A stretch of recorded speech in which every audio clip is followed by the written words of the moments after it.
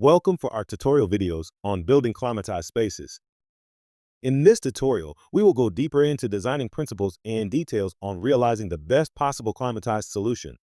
As the aim is to deliver most efficiency with lowest cost, it is important to review how your use case and outdoor conditions affect the budget and design choices. We will show some concrete examples of modules and what price ranges you should expect for different production capacities and features. We will go over step by step each critical material and equipment and how to select them correctly. At this phase, we will introduce Manamind and why we think it is a superior solution for you to build best possible climatization that fits your case. We will conclude with our best tips and guidance based on helping to build over 40 sites and tens of climatized modules all around the world. The cost of building a climatized module can vary significantly depending on the goals and the use case.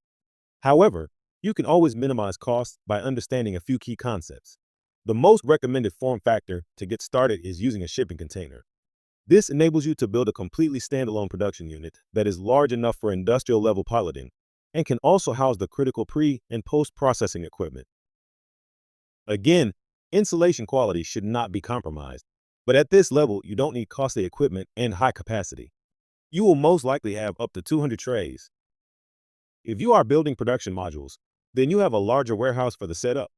In this case, we recommend using insulation panels that can be used as the necessary frame for the equipment as well. You can still use fairly low-cost equipment, but as your aim is to maximize the number of trays inside each module, make sure you have enough cooling and ventilation capacity. For large-scale modules, you will need high-power industrial equipment. At this stage, all equipment costs tens of thousands of dollars, so we recommend to contact a separate contractor that has experience with larger projects. Otherwise, you can unnecessarily increase costs. For you to get an idea of expected costs, here are concrete examples we have built and seen. The costs eventually depend on how much you are willing to do yourself compared to purchasing a turnkey solution. The difference of cost can be even 10 times. This is the most cost-efficient solution. You need minimal insulation and equipment, as you are not pushing the maximum capacity. At the beginning, you don't even need a separate control logic, but equipment that have simple logic themselves. A cost structure is from even sub $1,000 to a few $1,000s at maximum. You can have 10 to 30 trays inside for your tests. A more professional and standalone unit is typically built inside a shipping container. This allows complete independence and mobility. We have experience building tens of these kinds of units, and for most part, you should expect a budget of $15,000 to $30,000. The cost varies mainly depending on how much the insect trays will cost you and will you make most of the assembly yourself or via a contractor.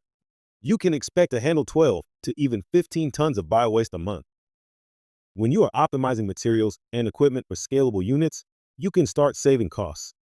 Based on our extensive experience, you can get close to $10,000 per 6 by 3-meter modules that can achieve 15 tons per month upcycling capacity with 3 tons of live larvae output. Typically, standalone units will cost about $2,000 more than modules that can be built inside a warehouse. But you will save costs of not having to have a structure around them. Expect about $15,000 cost for the same capacity.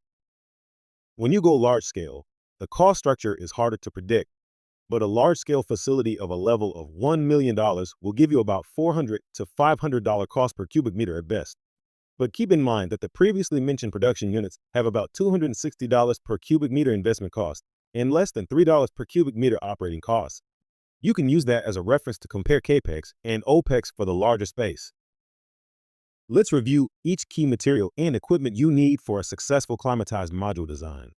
We are starting at insulation because it is a critical aspect of cost and power-efficient climatization.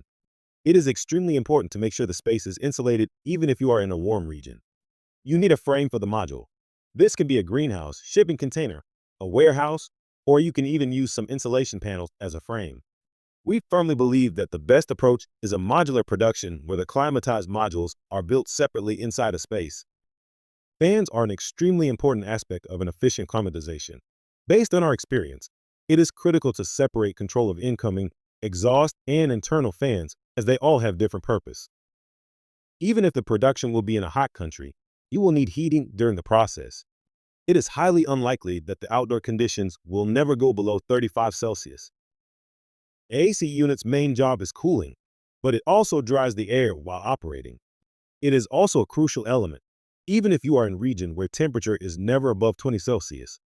As the growing process is extremely intense, the larvae trays will emit over 40 Celsius temperatures and act as an internal heating element. You need to cool it, even though the ventilation will try to use outdoor air as well. The air humidity should be above 65% at all times during the process. This is not possible without having a separate humidifier. Dehumidifier's main job is to keep air humidity to not exceed 80% during the most intense phase of the growing cycle. The larvae will cause the substrate to extract moisture at a rapid pace, and without drying capacity, the internal conditions will reach 100% humidity. You need lights for operating inside the unit, but also for breeding purposes. As we have mentioned in other tutorials, we don't recommend using standard commercial HVAC systems. They lack the necessary features and flexibility that you need for BSF production. The best design principle is to have separate standalone equipment for climatization that can be easily sourced, maintained, and swapped or added if necessary. To control any equipment, you can use a logic controller with relays that power the necessary equipment on or off when needed. This architecture allows the least limitations for equipment type, size, and capacity. We of course believe that man-of-mind is the best solution to control the equipment. Here are some concrete examples of insulation options for you to consider. Don't think that because you are in a warm region that you either don't need insulation at all, or you can use cheap insulation. Larvae production will cause such a dramatic climate changes that you should always use high-quality insulation panels. Start with R values of 15 or over. Insulation, in most cases, will be the most expensive aspect of the climatized module. But based on our experience, high-quality insulation will save costs from equipment and maximizes capacity. One of the best approaches we have found is to use sandwich panels. They are easy to install and available in most regions. You can even order them to set dimensions that make it even easier to install them, for example, inside a shipping container. Insulation panels can be easily installed inside a shipping container or to any structure. These panels are designed so that they act as a structure as well and can be attached with screws. A very good option when your production area is already covered and you don't need to move modules constantly. You can use other means of insulation which are standard in construction industry, like insulation foam or styrox panels. Wood is a good and fairly low-cost insulator as well, especially with air. For using air as an insulator, it is extremely important to make sure the air cannot move freely, but is trapped between wood panels.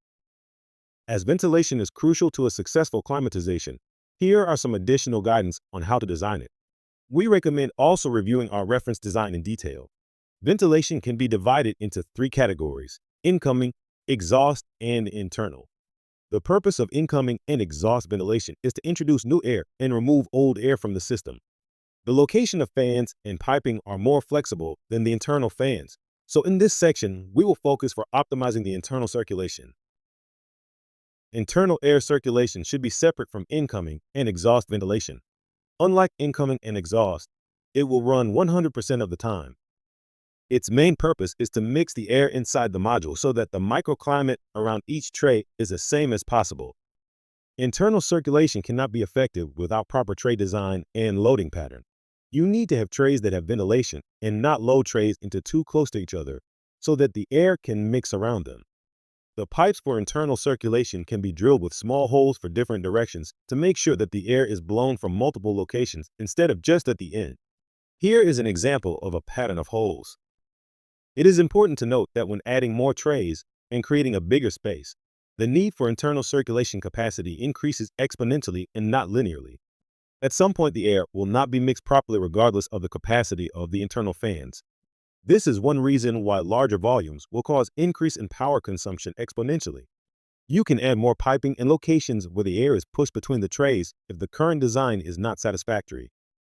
There are other options for climate control as well, but we believe man-of-mind is the best as it gives you full flexibility to use any hardware and designs.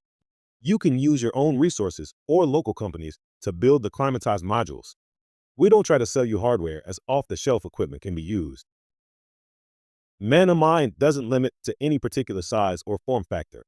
We provide reference designs, but ultimately you can build modules that fit your need and available equipment. This method allows always the most cost-efficient solution to all sizes of capacity.